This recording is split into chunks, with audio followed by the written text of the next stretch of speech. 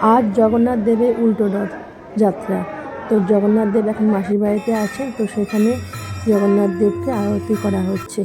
একটু পরেই রথযাত্রা শুরু হবে। মাসির বাড়ি থেকে বিগ্রহ তুলে নিয়ে যাত্রা শুরু হবে জগন্নাথ দেবের মন্দিরের উদ্দেশ্যে। তো দেখো আরতি।